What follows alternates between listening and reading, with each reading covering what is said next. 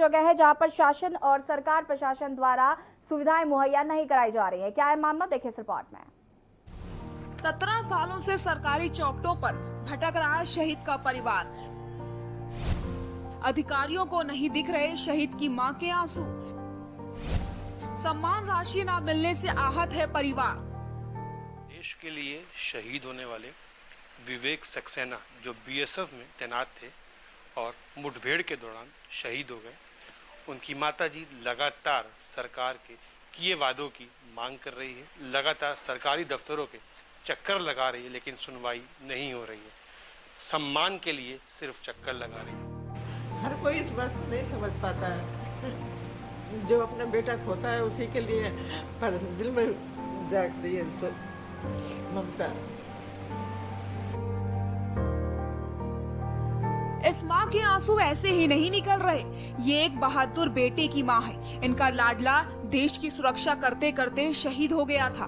तो आप जान सकते हैं ये माँ कितनी मजबूत होगी, जिसने देश के लिए अपने बेटे को सेना में भेजा कि वो धरती माँ की रक्षा कर सके। लेकिन देश के सिस्टम ने इस माँ के आंखों में आंसू दे दिए हैं। सिस्टम ने इस कदर शहीद के परिवार को तोड़ दिया है कि इनके पास रोने के सिवा कुछ नहीं बचा है।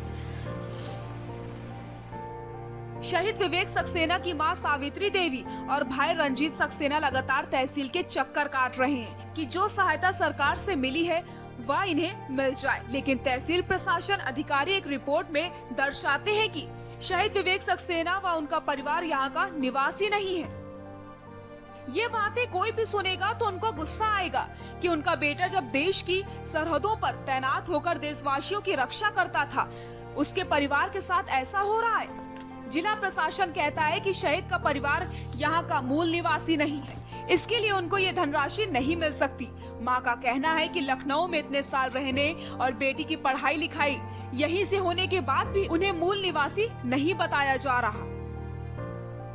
जिस तरीके से शहीद हुए देश के लिए विवेक सक्सेना जी, उनकी आप माता जी, सम्मान आपके दिल में बड़ा जरूर होगा, लेकिन एक लड़के खोने का भी दुख होगा। इंसाफ के लिए लगातार कई तमाम वादे किए गए सरकार की तरफ से कि हर सुविधा दी जाएगी। क्या क्या सुविधा मिली और किस किस सुविधाओं के लिए, और अब तक लगातार सरकार के जाके ठोकरें खा रही हैं? हमें कोई सुविधा नहीं मिली अभी तक। किसी ने कुछ नहीं दिया, ना जमीन दिया, ना पैसा दिया, ना और तक किसी तरीके की सुविधा मिली है। स्मारक बनाया वो भी हमने अपने पैसे से बनाया है। उसके लिए भी 14 साल हमने लड़ाई लड़ी तो एक बिस्वा जमीन हमको मिली, तब उसके ऊपर पेंशन से ही बनाया हमारे पति की स्मारक।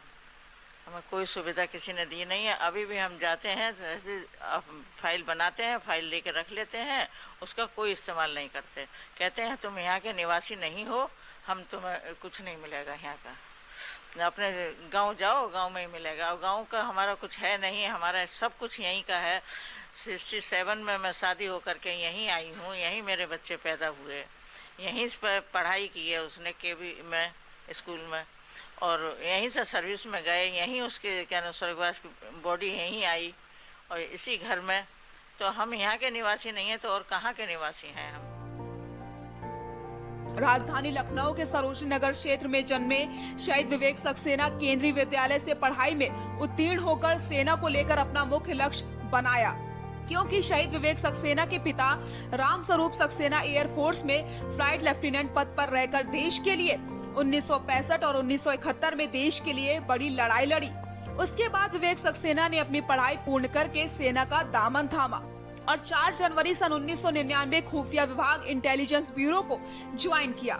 आईबी में कुछ समय रहने के बाद 22 जुलाई 2000 में सीमा सुरक्षा बल में दाखिला हुआ। मणिपुर के चंदेल जिले में आतंकियों से लोहा लेते हुए 8 जनवरी 2003 को शहीद हुए बीएसएफ के असिस्टेंट कमांडेंट विवेक सक्सेना के परिवार ने शौर्य चक्र और अन्य सम्मान पत्र लौटाने का फैसला लिया है। ये सम्मान वीर शहीद को सरकार द्वारा मरणोपरांत दिया गया था। परिवार शौर्य चक्र सम्मान के साथ दी जाने वाली सम्मान राशि 17 साल बीतने के बाद अब तक न मिलने और प्रशासन और अधिकारियों के रवैये से आहत है। बात ये है कि हमारा लड़का जब नहीं रहा तो हम उस शौर्य चक्र का क्या करें?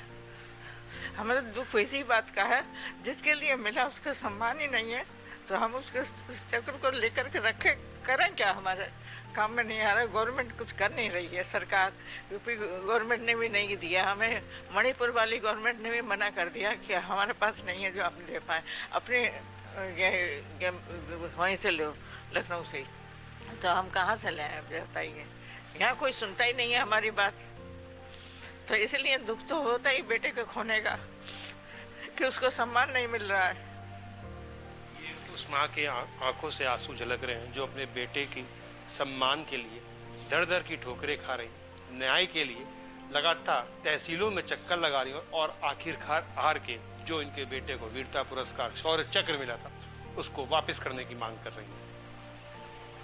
भरत सेठी, के न्यूज़ इंडिया, लखनऊ।